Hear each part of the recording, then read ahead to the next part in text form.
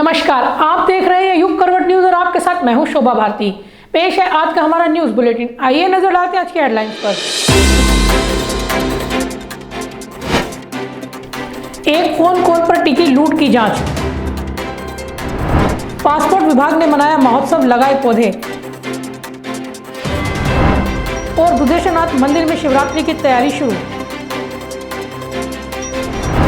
22 फरवरी को नेहरू नगर में महिलाओं को बंधक बनाकर लूट की गई थी। 4 दिन बीत जाने के बाद भी घटना का खुलासा नहीं हो सका है। हालांकि पुलिस कुछ सुराग हाथ लगने की बात कर रही है। पुलिस की जांच एक फोन कॉल पर टिकी है। संभावना है कि इस कॉल से घटना का खुलासा हो सकता है। नेहरू नगर थर्ड में 22 फरवरी की सुबह लूट की घटना हुई थी। लुटेरों ने घर में मौजूद महिलाओं को बंधक बना लिया था। उन्होंने एक छोटी बच्ची की गर्दन पर चाकू लगाकर कैश और गहने लूट लिए थे। सोना, चांदी और कैश मिलाकर तकरीबन 22 लाख की लूट हुई थी। पुलिस जांच में सामने आया कि पहले 2 बदमाश अंदर घुसे थे। फिर उन्होंने अपने साथियों को फोन करके अंदर बुलाया था। लूट के बाद चारों बदमाश ई रिक्शा से फरार हो गए थे। पुलिस ने ई रिक्शा चालक को ट्रेस कर लिया है। उससे पूछताछ के बाद लुटेरों का हुलिया बनाया जा रहा है। इस वारदात को 4 दिन बीत चुके हैं। पुलिस की जांच उस फोन कॉल पर टिकी हुई है जो बदमाशों ने की थी। सूत्र बताते हैं कि पुलिस जल्द ही उस नंबर तक पहुंच जाएगी जिससे कॉल की गई थी और जिस पर कॉल रिसीव हुई थी। अमूमन देखने में आता है कि वारदात के दौरान बदमाश मोबाइल का इस्तेमाल नहीं करते हैं, मगर यहां फोन का इस्तेमाल किया गया है, इसलिए पुलिस इसे महत्वपूर्ण सुराग मान रही है। फोन नंबर मिलते ही पुलिस के बदमाशों तक पहुंचने की संभावना बताई जा रही है। युग करवट के लिए आशित त्यागी की रिपोर्ट। पासपोर्ट विभाग इन दिनों आजादी का अमृत महोत्सव मना रहा है। इसी कड़ी में आज कमला नेहरू नगर मैदान में पौधारोपण कार्यक्रम आयोजित किया गया। कार्यक्रम में युग करवट के एडिटर इन चीफ सलामत मियां भी शामिल हुए। आजादी के अमृत महोत्सव के तहत पासपोर्ट विभाग में विभिन्न कार्यक्रमों का आयोजन किया जा रहा है। इसी क्रम में पौधारोपण कर विभागीय अधिकारियों, स्कूली छात्रों और पर्यावरणविदों ने पर्यावरण संरक्षण का संदेश दिया। कार्यक्रम में क्षेत्रीय पासपोर्ट अधिकारी सुब्रत हजारा ने बताया कि आजादी के अमृत महोत्सव के तहत पौधारोपण कार्यक्रम किया गया है, जिसमें विभिन्न प्रजातियों के करीब 200 पौधे रोपे गए। भारत सरकार के ने शुरू किया है ये कार्यक्रम। 75 साल जो हम वर्षगांठ मना रहे हैं इंडिपेंडेंस का, इसको सेलिब्रेट कर रहे हैं। सारे साल हम सेलिब्रेट करेंगे। मिशंस में ऑलरेडी हम सेलिब्रेट कर चुके हैं और अब हम पासपोर्ट, जितने पासपोर्ट अधिकारी हैं या पासपोर्ट ऑफिसर्स हैं सारे भारतवर्ष में, अब उनको ये जिम्मेदारी दी गई है कि 21 फरवरी से लेकर 28 फरवरी तक हम ये एक हफ्ता आपका 75th इंडिपेंडेंस डे को सेलिब्रेट करेंगे। उसी के तहत ये हमारा आज प्लांटेशन डे था, to create awareness about the environment among the students as well as general public. तो ये इंग्राम से स्कूल से बच्चे आए हैं, क्लास 10 भागीरथ पब्लिक स्कूल से आए हैं।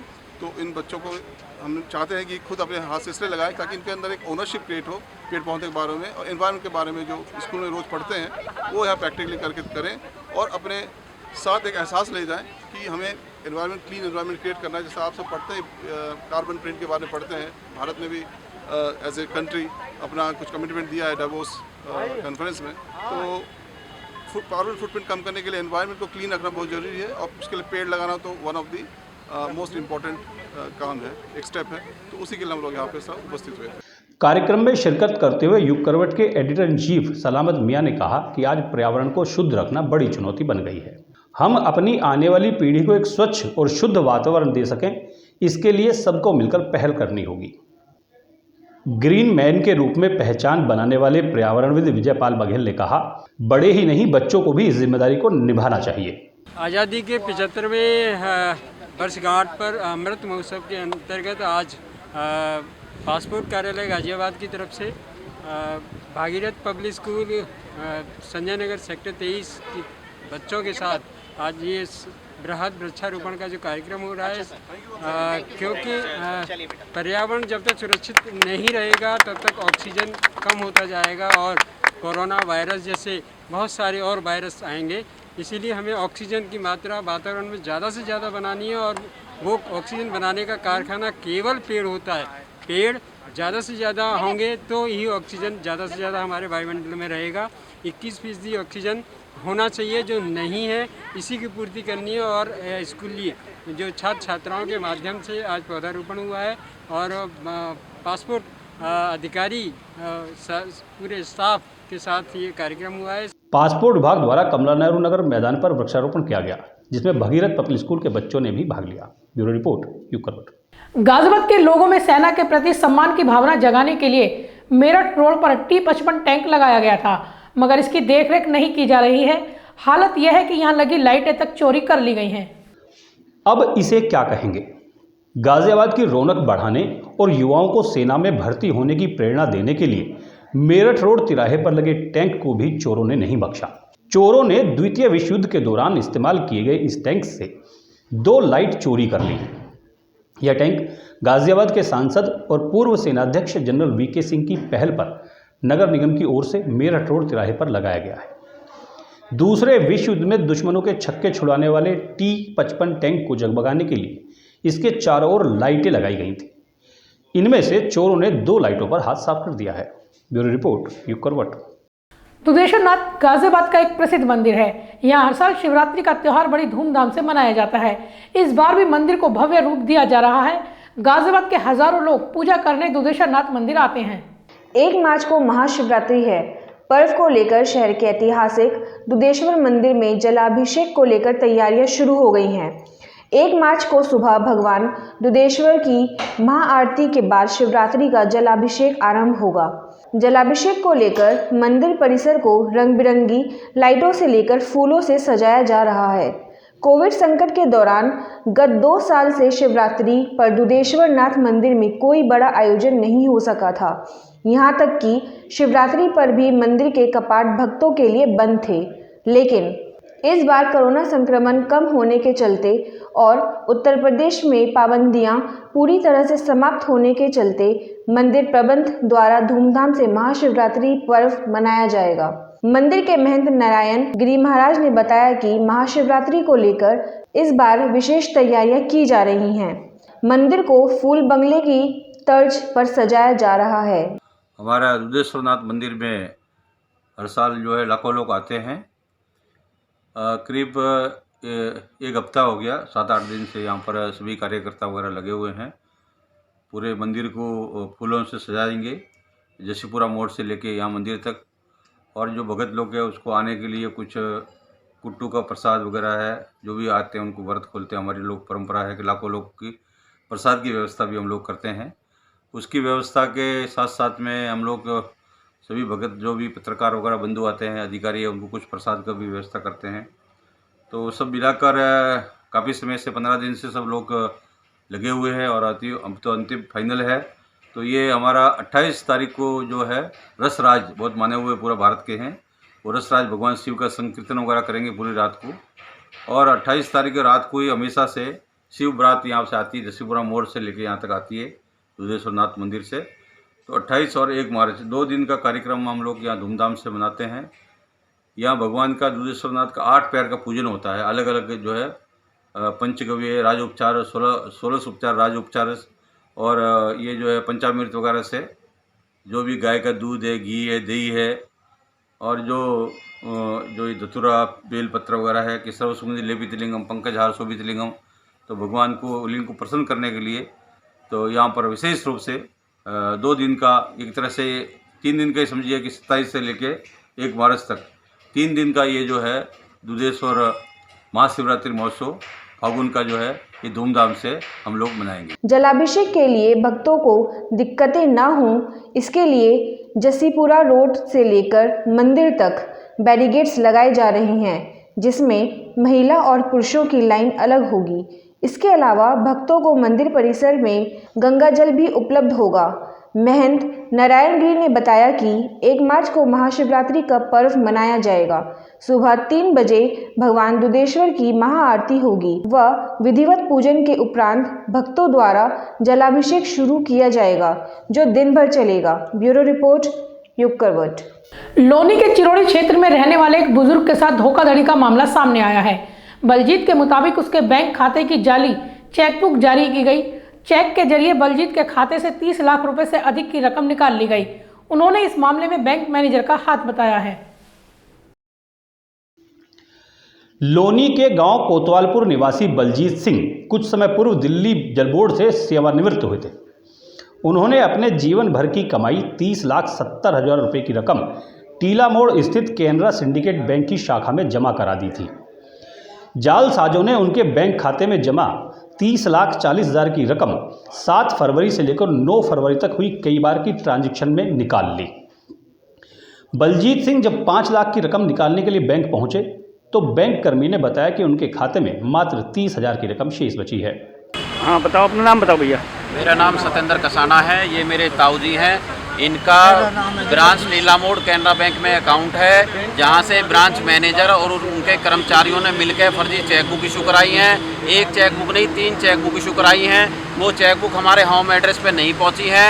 उन्हें बीच में से ट्रैक करके जो फर्जीवाड़ा किया है, वो 3 चेक हमारे सोनीपत में RTGS किए हैं और 2 चेक जो हमारे गुड़गांव से लगाए गए हैं। टोटल मिला के 30,40,000 हमारा जो अकाउंट है वो निकल गया, अमाउंट जो निकल गया है सारा, और हमारे साथ फ्रॉड किया ब्रांच मैनेजर ने। ये कब हुआ जी? ये हुआ है जी 7 तारीख को फरवरी में हमारे जो अमाउंट निकाला गया है जी, और उसके बाद 9 तारीख को 2 चेक लगाए गए। ये पता कैसे लगा आपको?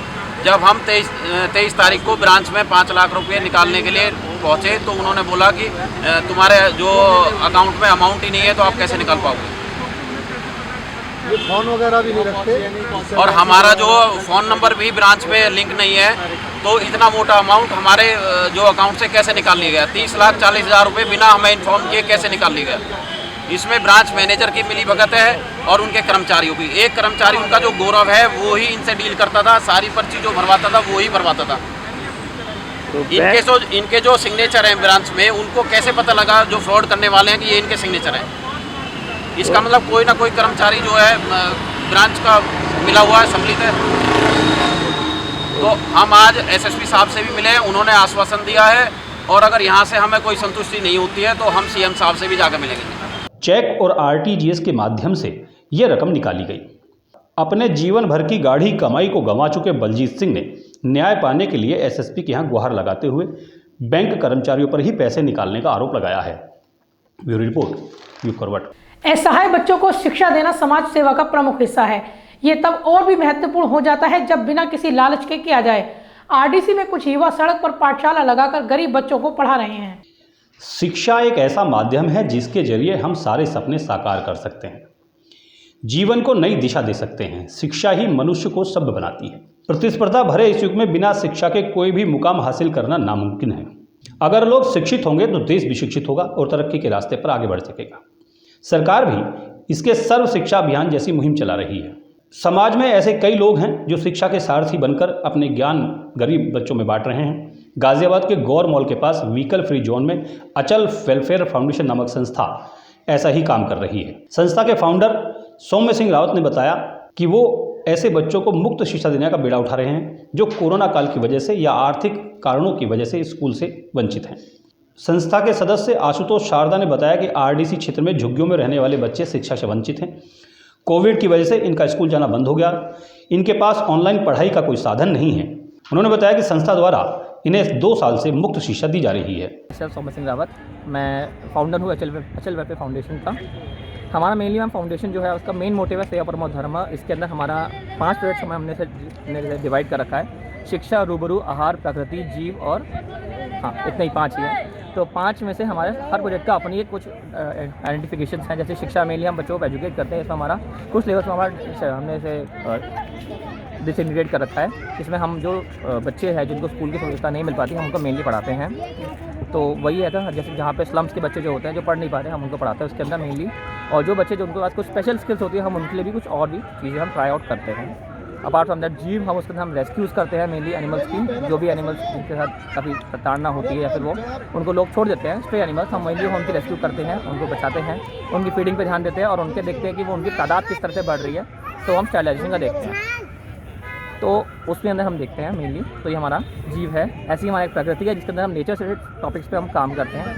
एक्चुअली हमारा गाजियाबाद बेस्ड ही हमारा पूरा NGO है, तो हमारा सारा वर्किंग गाजियाबाद के अंदर होता है। इसमें अभी हमने पेंटिंग का हमने नया वर्क स्टार्ट किया है कि हमारी टीम छोटे छोटे एरियाज़ पे अच्छे इमेजेस को हम पेंट करते हैं। रिसेंटली हमने VVIP सोसाइटी के अंदर हमने एक अच्छा सा पेंट करा था हमने कैप्टन विक्रम बत्रा के बारे में हमने पूरा इन्फॉर्मेशन दी और पूरे से प्रॉपर उसे पेंट किया है, वो आप हमारे इंस्टा हैंडल से आप देख सकते हैं। जैसे हम लोग स्टूडेंट्स हैं, हम लोग यहाँ पर मॉल है, घूमने की जगह है, हम लोग यहाँ पर देखते थे कि बच्चे ये लोग भीख मांगते थे या कुछ सामान बेचते थे, तो हमने ये भीख मांगते थे तो हम उनसे पूछते थे कि क्या तुम पढ़ते हो, तो इन्होंने कभी कहा कि नहीं ये पढ़ते नहीं हैं, या जो बच्चे सामान खरीदते थे, जो बच्चे सामान बेचते थे उनसे सामान खरीदते तो उन्हें बस ये पता था ये 10 का नोट है। मान लो अगर उन्हें खुले सिक्के दे दो ना तो उन्हें पता नहीं था कि इन्हें गिनना कैसे है। तो वहीं से हमें आया कि इन बच्चों को शिक्षा प्रोवाइड करी जाए तो ये कुछ कर सकते हैं, ये थोड़ा सा अपने जीवन को आसान बना सकते हैं। और 2 साल से कोविड की वजह से जो बच्चे बिल्कुल स्कूल नहीं जा पा रहे, जो गए थे पहले उनको भी पढ़ा रहे हैं, जो कभी नहीं गए उनको भी पढ़ा रहे हैं। अब ये बच्चे थोड़ा बहुत, अभी आप देख सकते हैं ये डिवीजन एडिशन के सवाल हम लोग करा रहे हैं, हम इस लेवल तक पहुँच चुके हैं।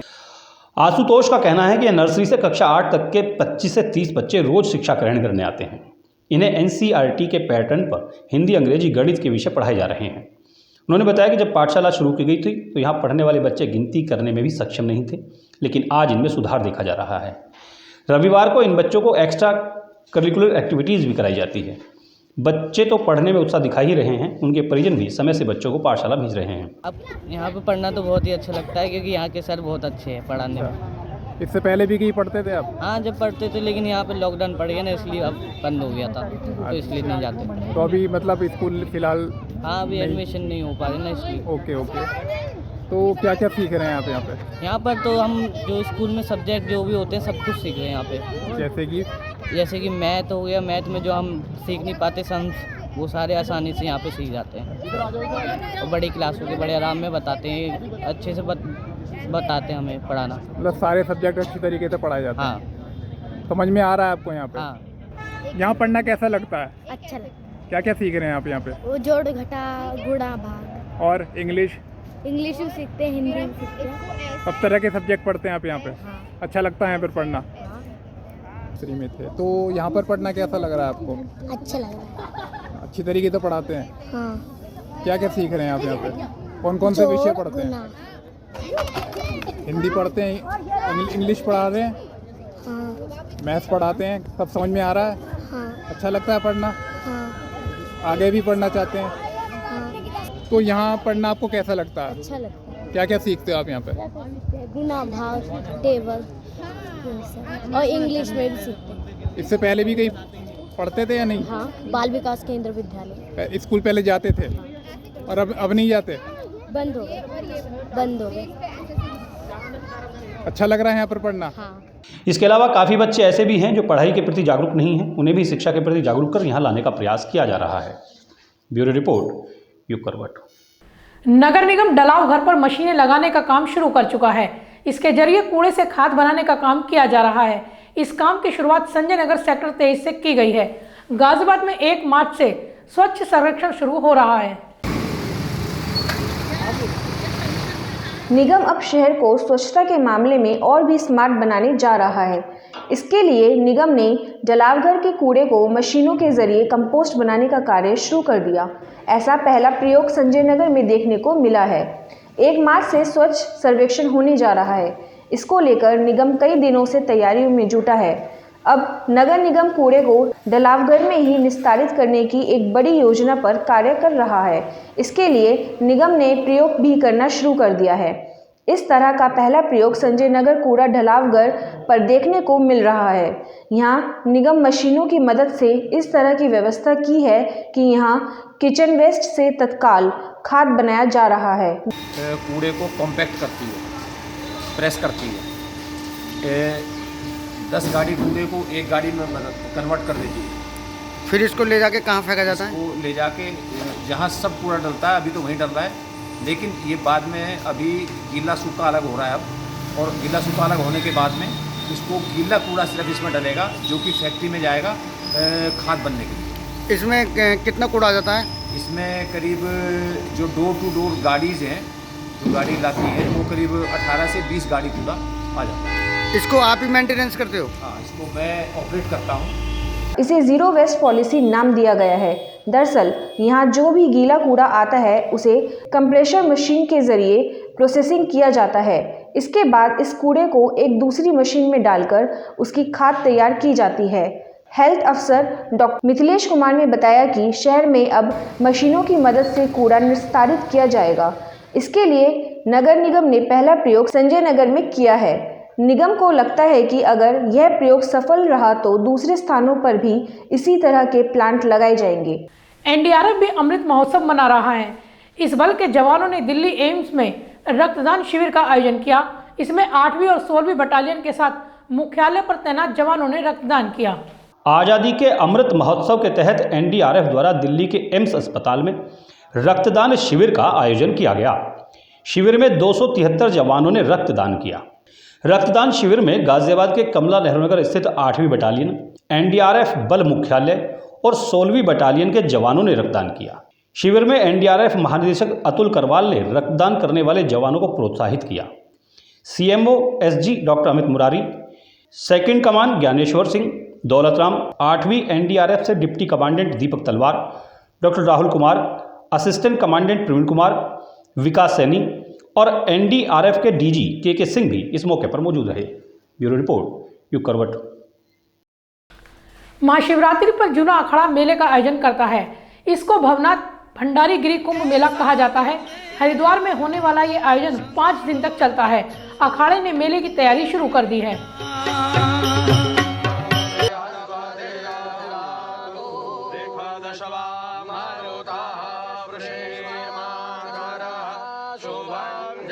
हरसाऊ शमशान घाट का विवाद लगातार तूल पकड़ रहा है। गांव के लोगों का आरोप है कि शास्त्री नगर वेलफेयर एसोसिएशन शमशान का अस्तित्व समाप्त करने पर लगी है। हरसाऊ के लोगों ने नगर निगम पर प्रदर्शन किया। शास्त्री नगर ई ब्लॉक स्थित शमशान घाट को लेकर एक बार फिर से विवाद पैदा हो गया है। नव निर्माण सामाजिक विकास समिति की अगुवाई में लोगों ने निगम के मुख्य ऑफिस का घेराव किया। यहां नगर निगम के खिलाफ जमकर नारेबाजी की गई। प्रदर्शनकारियों ने निगम के मुख्य गेट को बंद कर दिया। इससे निगम में आने जाने वाले लोगों को बहुत परेशानी हुई। लोगों की मांग थी कि अधिकारी आकर उनकी बात सुने, तभी वह यहां से जाएंगे। इसी के चलते काफ़ी देर तक धरना चलता रहा और नारेबाजी होती रही।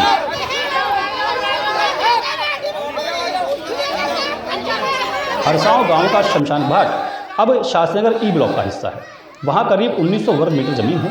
यह जमीन खसरा नंबर 659 में शामिल है। प्रदर्शन करने वाले लोगों का कहना है कि यह शमशान घाट हरसाऊ गांव की जमीन में है। वर्षों से गांव के लोग यहीं पर दाह संस्कार करते आ रहे हैं। शमशान घाट की जमीन का सौंदर्यीकरण कराने के लिए अपर नगर आयुक्त ने निर्देश दिए थे। निगम ने इसके लिए वहां 2 बोर्ड भी लगाए थे। आरोप है कि आसपास के लोग जो वहां दाह संस्कार नहीं करने देना चाहते, उस बोर्ड को कलर कर चुके हैं। शमशान जब से हमारा गांव बसा है, जब से हमारे शमशान है, पूछते नहीं, जब अंग्रेज ज़माने से ही चलता आ रहा है। ये 500 साल आज भी रिकॉर्ड में चढ़ा हुआ है। जीडीए में रिकॉर्ड में चढ़ा हुआ शमशान घाट है। नगर निगम में चढ़ा शमशान घाट है। तहसील में चढ़ा शमशान घाट। डीएम साहब ने जांच करवाली शमशान घाट है।